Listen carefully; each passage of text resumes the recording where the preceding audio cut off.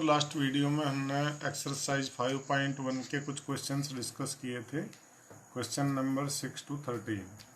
आज हम इसमें आगे के क्वेश्चन डिस्कस करेंगे कंटिन्यूटी के लिए, और जो है लगभग आपके 14 to 25, आज 14 to 25 क्वेश्चंस आप करेंगे। देखना जरा इधर, ये बच्चों क्वेश्चन नंबर 14, 15, 16 आप चेक करो। Discuss the continuity of the function F defined by this one. तो सभी में जैसे इसके लिए आप कहाँ 1 पे और 3 पे चेक करेंगे, इसके लिए 0 और 1 के लिए देखेंगे, इसमें -1 और 1 पे चेक करेंगे। ठीक है, तो पुराना पैटर्न बिल्कुल जैसे आप कर रहे थे क्वेश्चन को 13 तक, बिल्कुल वैसे ही तो है ये। चलो ये करते हैं कोई सा क्वेश्चन है। मान लो क्वेश्चन 15 में लेता हूं, देखना। क्वेश्चन 15 में बच्चों ये फंक्शन आपका है f(x) equal to 2x if x less than 0 and it is 0 when x lies between 0 to 1 and the function is 4x if x greater than 1। We have to discuss the continuity of this function. तो सबसे पहले क्या आप कहाँ check करेंगे, continuity at x equal to 0। तो आपको पता ही है क्या निकालना आपने, लेफ्ट लिमिट और राइट लिमिट। तो पहले मैं निकालता हूँ राइट लिमिट RHL 0 के लिए। तो कैसे लिखेंगे, limit x tends to 0 plus of function f(x) और limit h tends to 0 f(0) plus h। 0 plus h में बच्चों आप देखो तो x की वैल्यू 0 से बड़ी है, 0 से बड़ी के लिए फंक्शन आपका 0 है, तो आप वैल्यू 0 रखेंगे। तो फाइनली आंसर क्या होगा आपका 0। लेफ्ट लिमिट आप निकालिए, limit x tends to 0 minus of function f(x) limit h tends to 0 f(0) minus h। तो x की वैल्यू 0 से लेस के लिए कहाँ जाएंगे आप, 0 से लेस में फंक्शन है 2x, तो 2 into 0 minus h, it means limit h tends to 0 minus 2h। h को 0 पुटअप करेंगे तो आपकी left limit 0 and the value of f(0) x equal to 0 के लिए आप देखिए f(0) कितना दिया है बच्चों, 0। तो तीनों चीजें आपकी इक्वल हो जाती हैं। Limit x tends to 0 plus of function f(x) equal to limit x tends to 0 minus of function f(x) equal to f(0). So function f(x) is continuous at x equal to 0। समझ गए बच्चों, ऐसे ही आप 1 के लिए भी कर सकते हैं, तो अपने आप कर लेना। इसमें राइट लिमिट, लेफ्ट लिमिट और f1 निकाल कर तीनों चीजें देख लेना। अगर फंक्शन में तीनों चीजें इक्वल हैं तो वो क्या होगा, कंटिन्यूअस। अभी आप देखो 17, 18 इनमें से मैं आपको एक बताता हूं, दोनों एक सी हैं। जैसे इसमें कहा find the relationship between a and b so the function f defined by this one is continuous at x equal to 3। हमें ये बताया कि ये फंक्शन अगर कंटिन्यूअस हुआ किस पे, x इक्वल टू 3 पर, तो a और b के बीच क्या रिलेशनशिप बनेगी, देखना जरा। Question 17, f(x) is given ax plus 1 and this is bx plus 3। It is when x less than equal to 3 and it is when x greater than 3। We have to find the limit. तो firstly right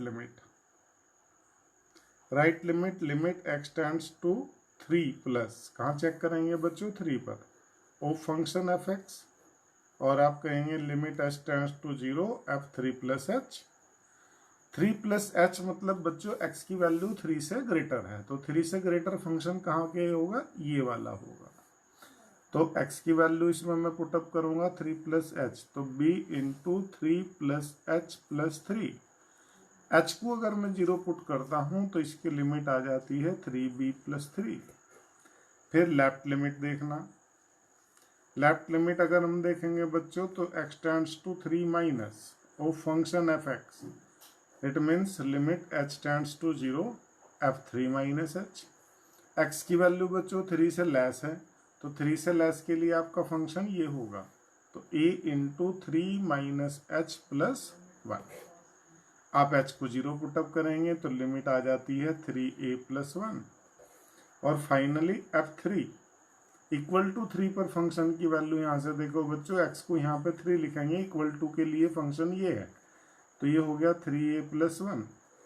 ये हमें given है कि function क्या है, continuous है। अगर continuous है तो ये तीनों चीजें क्या होंगी, equal. Since f x is continuous at x equal to 3, so left limit, right limit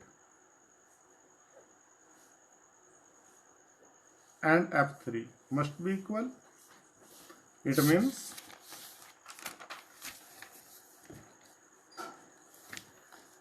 It means 3a plus 1 should be equal to 3b plus 3. So 3a minus 3b equal to 2, or a minus b must be 2 by 3.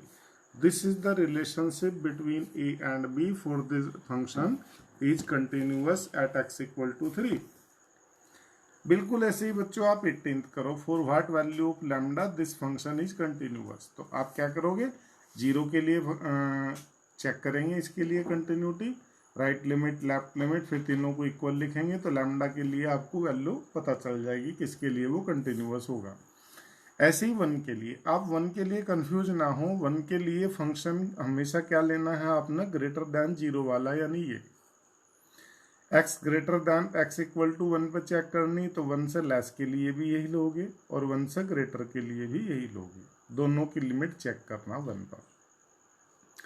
अब देखिए question number 19, show that the function defined by, बहुत important question है ये, show that the function defined by g x equal to x minus box x is discontinuous at all integral points.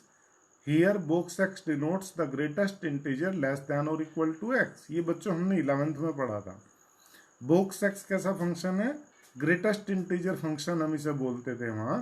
तो box x denotes the greatest integer less than और equal to x. जरा check करो, मैं आपको पहले थोड़ा सा बताऊं।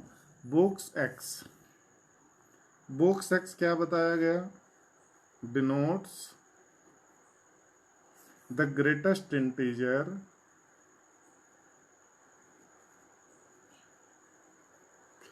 less than or equal to x।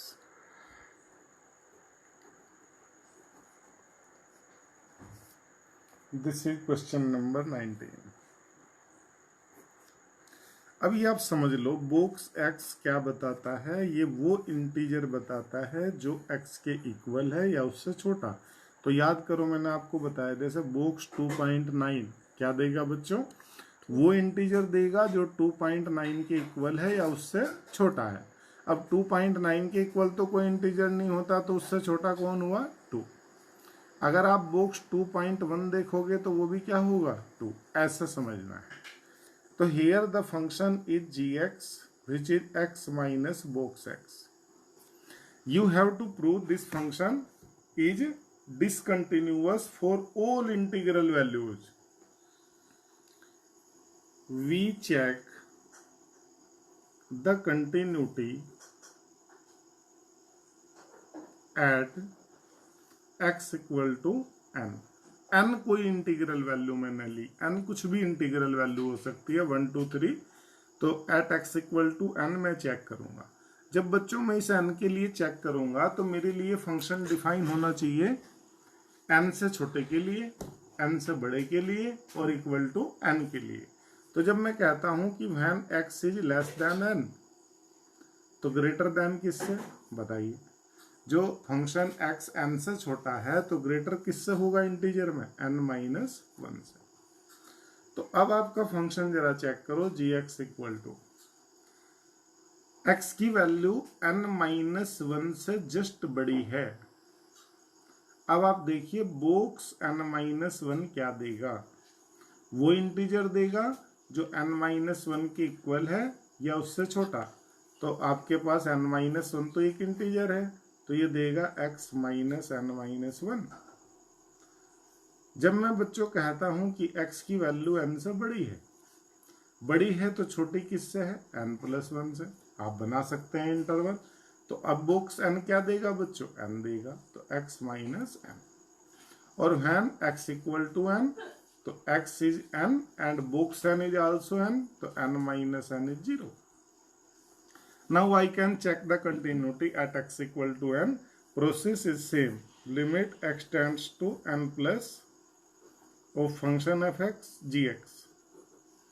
It is limit h tends to 0 gn plus h।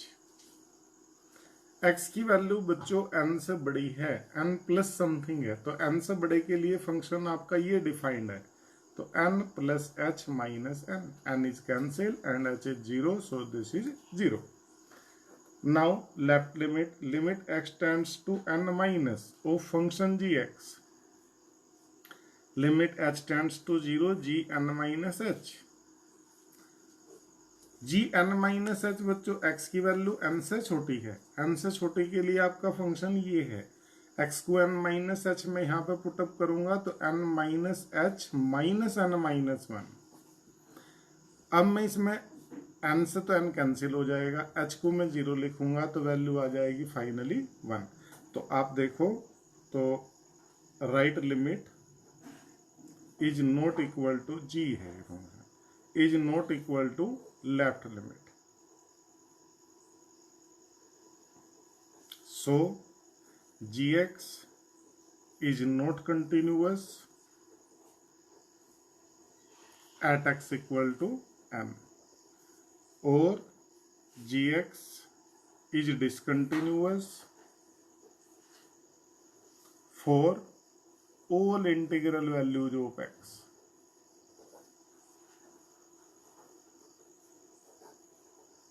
ठीक है बच्चों, ऐसा आप ये कंटिन्यूटी चेक कर सकते हैं। ठीक है बच्चों, तो इस तरह से आपका क्वेश्चन नंबर 19 हो गया। नाउ क्वेश्चन नंबर 20 देखो। फंक्शन आपका ये है, पूछा है क्या ये कंटिन्यूअस है एट x इक्वल टू पाई। तो आप देख सकते हैं राइट लिमिट लेफ्ट लिमिट सब निकाल लीजिए एट x इक्वल टू पाई पर और चेक कर लीजिए। क्वेश्चन 21 में discuss the discontinuity of the following function. हम जानते हैं ना बच्चों, साइन फंक्शन कोस फंक्शन ट्रिग्नोमेट्री के ये हमेशा क्या होते हैं, कंटिन्यूअस होते हैं। इनके ग्राफ भी आपने देखे हुए हैं। तो ये भी कंटिन्यूअस, ये भी कंटिन्यूअस, तो फाइनली फंक्शन एफ एक्स भी कंटिन्यूअस। आपने चेक करना है तो किसी जनरल पॉइंट ए पर चेक कर सकते हैं। ऐसे ये वाला भी, ये वाला भी। ऐसे ही इसमें कोस, कोसेक, सेक, कोट, आप इनकी भी कंटिन्यूटी ऐसा देख सकते हैं। चलिए ये इस वीडियो में यहीं तक का काम करेंगे और इसके बाद के क्वेश्चन में फिर 23, 24 अगली वीडियो में डिस्कस करूंगा आपके साथ। ठीक है बच्चों, थैंक यू।